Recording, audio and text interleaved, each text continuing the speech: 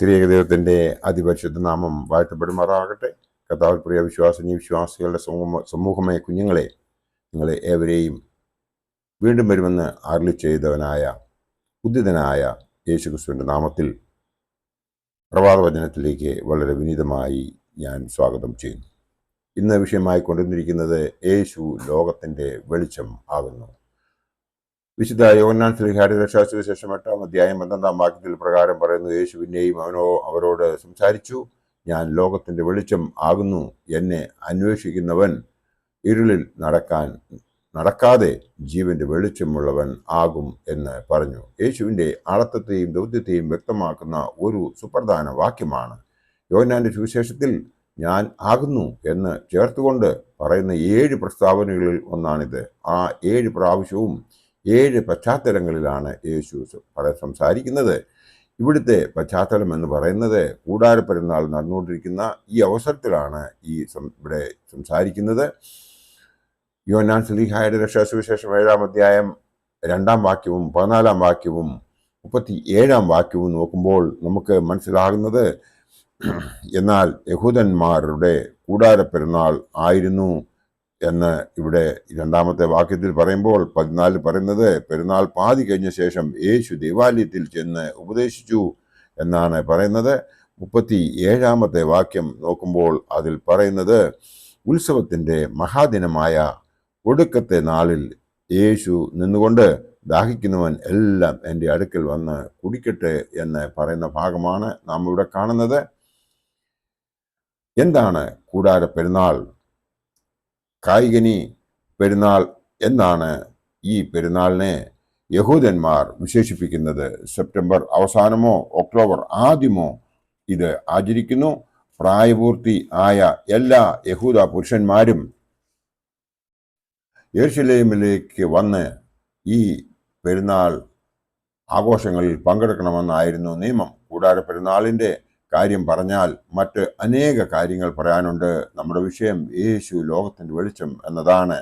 പഴയ നിയമ പശ്ചാത്തലത്തിലേക്ക് നാം നോക്കുമ്പോൾ പഴയ നിയമത്തിൽ പല ഭാഗത്തും ദൈവത്തെ വെളിച്ചമായി അവതരിപ്പിക്കുന്നു. ദാവീദിന്റെ സങ്കീർത്തനം 27-ാം അധ്യായം 1-ാം വാക്യത്തിൽ ഇപ്രകാരം പറയുന്നു, യഹോവ എൻ്റെ വെളിച്ചവും എൻ്റെ രക്ഷയുമാകുന്നു.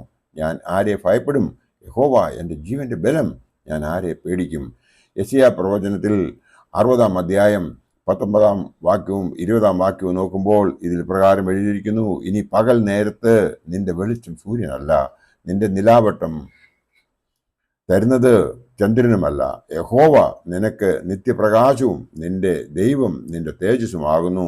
നിന്റെ സൂര്യൻ ഇനി അസ്തമിക്കുകയില്ല, നിന്റെ ചന്ദ്രൻ മറഞ്ഞു പോകുകയുമില്ല. യഹോവ നിന്റെ നിത്യപ്രകാശമായിരിക്കും, നിന്റെ ദുഃഖകാലം തീർന്നു പോയിരിക്കുന്നു എന്നാണ് ഇവിടെ പറയുന്നത്.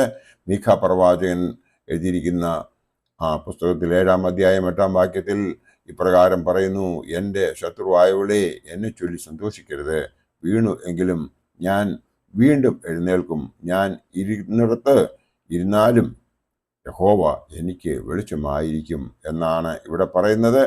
യഹോവ പ്രകാശമാണെന്ന് ചിന്തിച്ചിരിക്കുന്ന സമൂഹത്തോടാണ് യേശു ഞാൻ ലോകത്തിൻ്റെ വെളിച്ചമാകുന്നു എന്ന് പറയുന്നത്. പിതാവിന് തുല്യനായി സ്വയം യേശു പ്രഖ്യാപിക്കുകയായിരുന്നു ഇവിടെ. തൻ്റെയും പിതാവിൻ്റെയും സാരാംശം ഒന്ന് തന്നെ.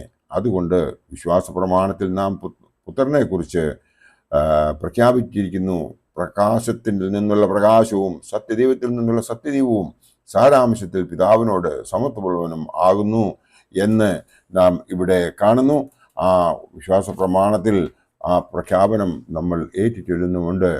ഞാൻ ലോകത്തിൻ്റെ പ്രകാശമാകുന്നുവെന്ന് പ്രഖ്യാപിച്ച യേശു പിറവിക്കുരുടന് കാഴ്ച നൽകുന്നതായി നാം സുവിശേഷത്തിൽ വായിക്കുന്നുണ്ട്. യോഹന്നാൻ ശ്ലീഹായുടെ രക്ഷാസുവിശേഷം 9-ാം അധ്യായം 5-ാം വാക്യത്തിൽ പ്രകാരം പറയുന്നു, ഞാൻ ലോകത്തിൽ ഇരിക്കുമ്പോൾ ലോകത്തിൻ്റെ വെളിച്ചമാകുന്നു. ഒരു വ്യക്തിയുടെ ബാഹ്യമായ കാഴ്ചയേക്കാൾ ഉപരിയായി ആന്തരിക പ്രകാശമാണ് കർത്താവ് ആഗ്രഹിക്കുന്നത് എന്നും നമുക്ക് ഇവിടെ കാണുവാൻ സാധിക്കും. യോഹന്നാൻ ശ്ലീഹായുടെ രക്ഷാസുവിശേഷം 9-ാം അധ്യായം 29-ാം വാക്യത്തിൽ പ്രകാരം പറയുന്നു, കാണാത്തവർ കാണുവാനും കാണുന്നവർ കുരുടർ ആകുവാനും ഇങ്ങനെ ന്യായവിധിക്കായി ഞാൻ ലോകത്തിൽ വന്നു എന്ന് യേശു പറയുന്നതായി നമുക്ക് കാണുവാൻ സാധിക്കും. മത്തായി ശ്ലീഹായുടെ സുവിശേഷം 5-ാം അധ്യായം 8-ാം വാക്യത്തിൽ പറയുന്നത്, ഹൃദയശുദ്ധിയുള്ളവർ ഭാഗ്യവാന്മാർ, അവർ ദൈവത്തെ കാണും. ദൈവം കണ്ണുകളെ തുറന്ന് തരും.